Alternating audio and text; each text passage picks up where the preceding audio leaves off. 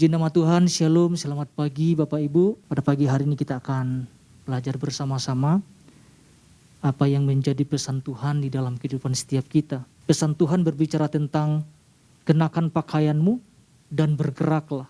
Firman Tuhan terambil dari surat Roma pasal 13 ayat 11 sampai ayat 14. Saya akan bacakan ayat 14 saja. Tetapi kenakanlah Tuhan Yesus Kristus sebagai perlengkapan senjata terang dan janganlah merawat tubuhmu untuk memuaskan keinginannya. Kita bersyukur bahwa Tuhan memberikan pesan ini kepada setiap kita Bapak Ibu. Katakan amin Bapak Ibu. Hari Minggu kita sudah belajar, sudah dijabarkan, sudah dijelaskan, diterangkan oleh Bapak Gembala tentang maksud dan tujuan dari pesan Tuhan ini. Saya percaya setiap kita pasti mempelajarinya kan, menangkapnya serta melakukannya di dalam kehidupan setiap kita.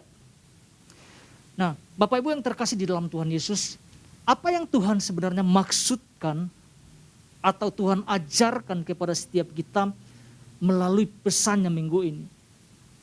Apakah Tuhan selama ini menemukan bahwa kita sebagai gerejanya, kita sebagai prajurit-prajuritnya tidak bergerak atau tidak berpakaian sebagaimana seharusnya? Atau tidak? Karena ini pesan ini penting kepada setiap kita. Kenakan pakaianmu dan bergeraklah. Dua kata penting di sini. Dikatakan pakaian, kenakan pakaianmu dan bergeraklah. Apakah selama ini gereja Tuhan tidak bergerak? Apakah selama ini gereja Tuhan tidak berpakaian seperti yang seharusnya yang Tuhan maksudkan? Atau juga orang-orang percaya selama ini merasa bergerak.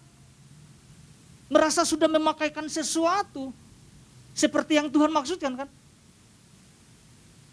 Jangan-jangan gini Bapak Ibu, hanya statusnya yang berbeda. Tetapi cara hidup yang lama, gaya hidup yang lama masih dikenakan gitu. Tuhan memberikan pakaian yang baru, dalam tanda kutip. Tapi kita tidak mau melepaskan juga pakaian yang lama kan? Hanya statusnya yang berubah. Menjadi anak-anak Tuhan, menjadi prajurit-prajurit Tuhan. Tetapi masih mencampur adukan. Kadang pakai pakaian-pakaian yang dari dunia, kadang dari pakaian dari Tuhan kan. Nah kita akan lihat inti pesan Tuhan Bapak Ibu. Ini dijelaskan sangat luar biasa. Dikatakan seperti ini, Tuhan ingin setiap orang percaya di tengah waktu yang tersisa di akhir zaman ini, menyadari bahwa ada panggilan yang luar biasa yang Tuhan percayakan di setiap bidang kehidupan kita masing-masing. Apabila kita melihat di sekeliling ada begitu banyak hal yang berubah. Banyak hal yang berubah Bapak Ibu. Dikatakan entah itu ke arah yang lebih baik atau sebaliknya kan. Dan setiap perubahan itu selalu ada kaitannya dengan berjalannya waktu. Selanjutnya apa yang dikatakan bagian terakhir dari inti pesan Tuhan? Dikatakan gini Bapak Ibu. Tuhan menghendaki kita menangkap tugas dan tanggung jawab yang dipercayakan dengan mengenakan pakaian tanda kutip yang diberikan dan siap melaksanakannya. Jangan hanya sekedar status. Tuhan sudah kasih pakaian tanda kutip, tapi tidak mau melaksanakannya kan itu kan. Jadi sangat sudah jelas Bapak Ibu. 3 hal yang disampaikan oleh Bapak Gembala. Yang pertama itu adalah bangun dari tidur atau wake up. Yang kedua adalah bentuk hidup kita. Step up. Yang ketiga adalah berpakaianlah sebagai mestinya. Dress up ini jelaskan. So ketika kita dengarkan kemarin hari Minggu Bapak Ibu. Pernahkah kita belajar sesuatu ngambil waktu? Apakah selama ini kita betul-betul memakaikan pakaian yang seperti yang Tuhan maksudkan kan?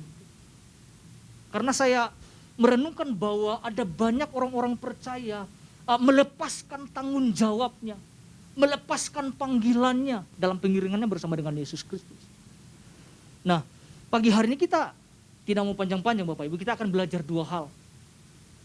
Apalagi yang harus kita hidup. Yang pertama adalah gini, bergeraklah dalam kesadaran yang penuh terhadap panggilan Tuhan. Apa maksudnya? Tidak boleh terdiam. Kita tidak boleh tertidur secara rohani. Paulus berkata, bangunlah dari tidurmu. Karena gini Bapak Ibu, orang yang tertidur tidak bisa melakukan apa-apa. Setuju Bapak Ibu ya? Orang yang tertidur tidak bisa melakukan apa-apa. Orang yang tertidur tidak akan tahu keadaan di sekitarnya. Apakah itu berbahaya atau tidak? Orang yang tertidur adalah orang yang tidak sedang berjaga-jaga kan. Contoh kalau kita belajar tentang 5 gadis yang bodoh Bapak Ibu. Yang tidak siap menantikan sang mempelai pria. Mereka sedang tertidur ketika mempelai datang, mereka tidak dalam kesiapan. Mereka sedang menikmati tidur mereka. Dan ketika mempelai datang, mereka tidak bisa masuk. Karena ketinggalan. Karena tidak berjaga-jaga. Karena tidak siap. Contoh yang lain Bapak Ibu. Ketika Yesus mengajak murid-muridnya berdoa di Taman Getsemani pada saat itu. Ada beberapa murid yang diajak. Ketika Yesus berdoa, murid-murid apa yang mereka lakukan Bapak Ibu? Lagi berdoa juga? Tidak, mereka sedang tertidur.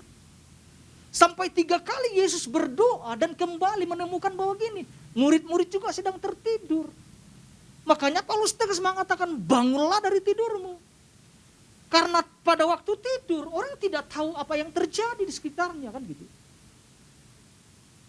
Di dalam Matius pasal 26 ayat 40b sampai 41 dikatakan gini. Dan ia berkata kepada Petrus, tidakkah kamu sanggup berjaga-jaga 1 jam dengan aku? 41, berjaga-jagalah dan berdoalah supaya kamu jangan jatuh ke dalam pencobaan. Roh memang penurut, tetapi daging lemah. Apa yang membuat seseorang jatuh Bapak Ibu? Karena tidak berjaga-jaga. Tidak dalam keadaan siap mengenakan selengkap senjata Allah. Para murid tidak menyadari tugas mereka. Para murid tidak menyadari seharusnya apa yang mereka lakukan kan. Harusnya ketika Yesus berdoa, harusnya mereka harus ikut berdoa sebenarnya. Karena Yesus sudah ngomong, berjaga-jagalah. Tidakkah kamu sanggup berjaga-jaga dalam 1 jam dengan aku? Tuhan melihat bahwa berdoa itu berjaga-jaga sesuatu yang terpenting di dalam kehidupan orang-orang percaya. Karena kalau tidak berjaga-jaga, orang gampang jatuh. Orang gampang lupa tanggung jawab apa yang harus dikerjakan. Boleh nggak orang-orang percaya tertidur? Boleh. Tapi jangan tidur-tiduran terus dalam tanda petik. Mari kita lihat apa yang Paulus ajarkan Bapak Ibu. Roma pasal 13 ayat 12 dan 14. Ini yang menjadi dasar poin pertama Bapak Ibu. Hari sudah jauh malam, telah hampir siang. Sebab itu marilah kita menanggalkan perbuatan-perbuatan kegelapan dan mengenakan perlengkapan senjata terang. 14. Tetapi kenakanlah Tuhan Yesus Kristus sebagai perlengkapan senjata terang. Dan janganlah merawat tubuhmu untuk memuaskan keinginannya. Kalau kita melihat dari ayat ini Bapak Ibu. Apa yang terpenting yang Paulus sampaikan dalam ayat ini? Kira-kira apa yang terpenting Bapak Ibu? Apakah yang terpenting adalah merawat tubuh? Rasanya bukan ya. Bukan berarti tidak penting merawat tubuh. Sangat penting. Mungkin Paulus katakan tidak terlalu penting mungkin. Kita tidak mandi jadinya. Itu juga salah jadinya kan gitu. Yang terpenting apa Bapak Ibu? Yang terpenting di sini adalah mengenakan selengkap senjata Allah, yaitu mengenakan Tuhan Yesus Kristus sebagai perlengkapan senjata terang. Kapan harus kita kenakan? Itu kan pertanyaannya. Kapan kita harus kenakan ini? Apakah besok? Apakah minggu depan? Bulan depan? Tahun depan Bapak Ibu? Yang tepat saat ini kan. Ketika pesan itu Tuhan berikan kepada setiap kita. Kita mesti responin. Kita tidak boleh nunda-nunda ini. Ya kan? Dan pakaian ini harus wajib kita gunakan. Tidak boleh melepaskannya dalam pengertian saya Bapak Ibu. Tidak boleh menggantikannya dengan yang lain. Harus kita kenakan. Karena wajib. Ini pakaian Tuhan sudah berikan. Yang dijelaskan hari Minggu. Mengenakan Kristus Bapak Ibu. Mengenakan Kristus semua sifat-sifatnya. Mungkin kita sulit ngikutinnya. Tapi ini Tuhan kasih kepada setiap kita. Yang Tuhan berikan kepada setiap kita. Nah selanjutnya. Apa yang perlu kita lakukan supaya kita bisa tetap bergerak secara aktif. Dalam panggilan Tuhan. Ini Paulus jelaskan di sini. 2 hal ini. Yang pertama adalah menanggalkan semua perbuatan kegelapan. Nah kita harus supaya efektif. Supaya kita bergerak dengan efektif. Ada sesuatu yang harus kita buang. Ada sesuatu yang harus kita tanggalkan di dalam kehidupan setiap kita. Apa yang harus kita tanggalkan? Semua perbuatan kegelapan. Di ayat 12 dijelaskan, sebab itu marilah kita menanggalkan perbuatan-perbuatan kegelapan. Ya, perbuatan kegelapan itu dijelaskan di ayat 9 Bapak Ibu. Apa itu? Karena firman, janganlah berzina, janganlah membunuh, janganlah mencuri, jangan mengingini, dan firman lain manapun juga. Waduh, firman lain manapun juga. Sudah tersimpul dalam firman ini, yaitu kasihilah sesama manusia seperti dirimu sendiri. Nah, ini harus kita buang loh Bapak Ibu, supaya tidak menghambat kita untuk bergerak dalam panggilan Tuhan. Oh iya, Tuhan sudah kasih, kita sudah pakaikan. Tapi kita tidak mau tanggalkan sesuatu yang membuat kita berat untuk melakukan panggilan ini. Ada banyak hal yang harus kita buang. Di dalam 1 Petrus pasal 2 ayat 1 dikatakan gini Bapak Ibu. Karena itu buanglah segala kejahatan dan segala tipu muslihat dan segala macam kemunafikan, kedengkian dan fitnah. Kita belajar bersama-sama loh Bapak Ibu. Kita harus buang itu. Karena itu membuat kita sulit nanti bergerak untuk menuaikan tanggung jawab yang Tuhan percayakan di dalam kehidupan setiap kita. Yang kedua, selain menanggalkan perbuatan, yang kedua ini sadar, kita mesti sadar panggilan ini. Panggilan Tuhan ini besar Bapak Ibu. Kita dipanggil bukan hanya sekedar diselamatkan atau menerima keselamatan, tidak. Kita harus ingat betul-betul bahwa ada tanggung jawab yang Tuhan percayakan di dalam kehidupan setiap kita sebagai gerejanya, sebagai prajurit-prajuritnya. Paulus jelaskan, makanya harus bangun dari tidur. Bangun dari kemalasan. Kita mesti jaga kehidupan kita Bapak Ibu. Jangan sampai nanti kita terlena dengan keadaan sekarang. Akhirnya kita tidak bisa melakukan sesuatu untuk Tuhan, untuk kemuliaan Tuhan. Itu poin yang pertama kita pelajari Bapak Ibu. Yang kedua, perhatikan cara hidup kita masing-masing. Ini sangat sederhana sekali Bapak Ibu. Perhatikan cara hidup kita masing-masing. Di dalam Efesus pasal 5 ayat 15 dikatakan gini Bapak Ibu. Karena itu perhatikanlah dengan saksama bagaimana kamu hidup. Janganlah seperti orang bebal, tetapi seperti orang arif. Artinya harus kita kembali mengoreksi ulang tentang kehidupan kita masing-masing. Seperti tema yang Tuhan berikan kepada setiap kita, kenakan pakaianmu. Pakaian itu kan menggambarkan tentang seseorang kan. Hari Minggu sudah dijelaskan Bapak Ibu. Cara berpakaian membuat adanya penilaian kan. Ini orang serius apa enggak ya? Ini main-main kayaknya. Compang-camping dan sebagainya gitu. Tidak serius.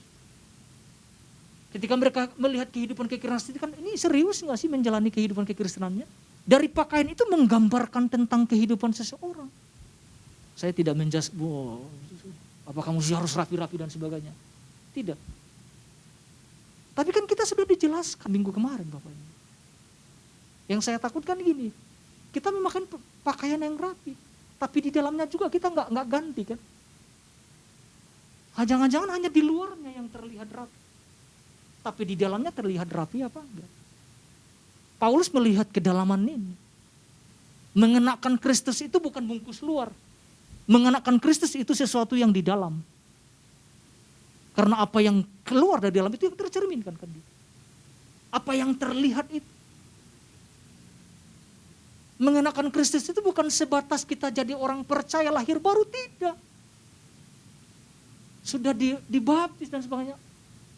Itu penting sekali. Tetapi kalau di dalam tidak berubah, buat Paulus kita sedang tidak memakai pakaian Kristus. Tapi yang di dalam, di luar, di dalam harus sama. Baru kita bisa efektif nanti melayani. Kalau kita belajar dari sama orang-orang Farisi Bapak Ibu. Waduh, kalau kita lihat jubah mereka, kita tahu mereka seorang pengajar, seorang orang yang taat dalam agama. Waduh, kita lihatnya begitu luar biasa. Tetapi dalamnya siapa yang tahu. Dan Tuhan serius ini, Tuhan memberikan pakaian kepada setiap kita. Itu supaya kita punya ciri yang tersendiri. Ketika orang-orang di luar melihat kita, waduh beda sekali. Tanpa ngomong orang lihat, aduh beda banget ya. Kehadiran kita orang membuat, aduh beda sekali. Ini yang saya renungkan kemarin Bapak Ibu. Jangan-jangan lewat kehidupan saya, orang dulu ngapain Marbun? Kok hidupnya tidak sesuai? Kita kan malu jadinya kan. Tapi ketika Tuhan memberikan tentang pakaian dan bergeraklah. Artinya bukan bergerak di dalam, kita bergerak Tuhan suruh keluar. Supaya orang tahu. Mari kita lihat Bapak Ibu. Roma 13 ayat 13. Ini yang Paulus sampaikan kepada jemaat di Roma pada saat itu ya. Puji Tuhan. Mari kita hidup dengan sopan. Seperti pada siang hari. Jangan dalam pesta porah dan kemabukan. Jangan dalam percabulan dan hawa nafsu. Jangan dalam perselisihan dan iri hati. Nasihat ini Paulus sampaikan Bapak Ibu. Dikatakan apa? Marilah kita hidup dengan sopan seperti pada siang hari. Paulus tidak menggunakan kata kalian loh. Tapi kata kita. Termasuk Paulus berarti. Ketika dia menuliskan surat ini, bukan hanya berlaku kepada jemaat di Roma, tapi berlaku kepada Paulus dan kepada orang-orang percaya, kepada semua murid-murid Kristus. Karena Paulus melihat bahwa tidak tepat kalau kehidupan anak-anak Tuhan hidup seperti yang Paulus jelaskan selanjutnya, dikatakan gini, hidup dalam pesta porah dan kemabukan. Ini tidak tepat. Itu bukan cara hidup orang percaya. Yang kedua Pak, hidup dalam percabulan dan hawa nafsu. Ini juga tidak tepat. Yang ketiga dikatakan apa? Hidup dalam perselisihan dan iri hati. Kalau kita renungkan ulang Bapak Ibu, ini masih terjadi nggak di dalam kehidupan orang-orang percaya? Maka dalam poin 2, perhatikan cara hidup kita. Saya mengoreksi ulang Bapak Ibu tentang hidup saya. Kita harus tanggalkan. Mabuk, pesta pora itu gaya hidup orang-orang Romawi pada saat itu yang berdampingan dengan orang-orang percaya. Akhirnya orang-orang percaya yang dia bertumbuh di dalam Kristus tergerus dengan cara-cara hidup Romawi pada saat itu. Karena kalau kita lihat dari ayat pertamanya, kita lihat mesti hormat sama pemerintahan. Karena pada saat itu yang berkuasa adalah orang Romawi. Orang-orang Kristen pada saat itu sangat tertekan hidupnya. Ya, intimidasi dan sebagainya. Akhirnya terjadi kekacauan di antara kehidupan orang-orang percaya. Paulus kasih surat, kasih nasihat kepada mereka. Supaya hidup dalam kasih. Meninggalkan segala bentuk yang bertentangan dengan kebenaran firman Tuhan. Kalau kita perhatikan di dalam poin 3 yang Bapak sampaikan kan. Berpakaianlah sebagai mestinya. Cara hidupnya harus sesuai dengan apa yang Tuhan ajarkan kan. Sesuai dengan kebenaran kan itu kan. Yang seharusnya, yang semestinya kita harus hidupin kan. Makanya di dalam Efesus pasal 5 ayat 8 dikatakan gini Bapak Ibu. Memang dahulu kamu adalah kegelapan. Tetapi sekarang kamu adalah terang di dalam Tuhan. Ada perubahan gak Bapak Ibu? Ada perubahan. Ini Paulus sampaikan kepada jemaat di Efesus. Sebab itu hiduplah sebagai apa? Anak-anak terang. Mengenakan apa? Mengenakan Kristus kembali lagi Bapak Ibu. Cara hidup kita sebagai anak-anak Tuhan mengenakan Kristus sebagai terang itu di dalam kehidupan setiap kita. Kita tidak boleh hidup seperti dunia hidup. Karena firman Tuhan di dalam Efesus pasal 4 ayat 17, jangan hidup lagi sama seperti orang-orang yang tidak mengenal Allah dengan pikirannya yang sia-sia. Aduh, banyak hal yang harus kita tinggalkan Bapak. Banyak hal yang harus kita rubah di dalam kehidupan setiap kita. Oleh karena itu kita harus perhatikan kembali tentang cara hidup kita, tentang gaya hidup kita Bapak Ibu. Ya, kita harus minta tuntunan Roh Kudus tentunya. Untuk terus mengingatkan kita, menuntun kita. Hal-hal apa yang harus kita lakukan. Seperti apa harus kita bersikap dan sebagainya. Kita bersama-sama belajar Bapak Ibu. Ini memang tidak mudah. Tapi saya percaya ketika kita meminta tuntunan Roh Kudus kita dimampukan.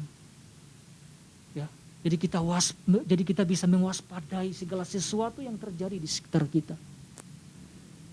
Ya, kan, selalu mengenakan pakaian yang dari Tuhan dan terus bergerak melakukannya kata Tuhan. Betul ya Bapak Ibu ya? Jangan diam. Jangan sampai kita diam, oh ya pesan ini datang dan kita ya udah minggu depan dapat pesan lagi. Enggak. Tuhan sedang menuntun kita. Ini saya renungkan berkali-kali. Saya bahkan ketika dapat ya, tugas dari Bapak kan, saya agak sedikit melihat cuplikan kembali apa Tuhan. Sudah ada catatan tapi saya pikir ya namanya manusia juga bisa lupa ya. Jangan sampai nanti kita juga salah menangkap kan gitu. Jangan ada sesuatu nanti kita tidak ubah. Jangan hanya membayangin bahwa hari Minggu kan dapat pesan, minggu depan dapat pesan lagi. Enggak. Tuhan sedang menuntun kita kepada tujuan yang seharusnya kan. Untuk kita bisa memandang jauh ke depan harus ada sesuatu yang kita ubah. Dan Tuhan kasih identitas baru. Tuhan kasih pakaian yang baru buat kita. Dan kita harus sepakati itu. Saya akan tutup dalam Roma pasal 12 ayat 1. Ini yang Paulus tekankan. Puji Tuhan. Karena itu saudara-saudara, demi kemurahan Allah, aku menasihatkan kamu. Supaya kamu apa? Mempersembahkan tubuhmu sebagai persembahan yang hidup. Apalagi yang dikatakan, yang kudus. Dan yang berkenan kepada Allah. Itulah ibadahmu yang sejati. Apa yang kita mau tangkap Bapak Ibu? Tangkap pesan firman Tuhan dalam minggu ini. Kenakan pakaianmu dan bergeraklah. Tuhan Yesus memberkati setiap kita.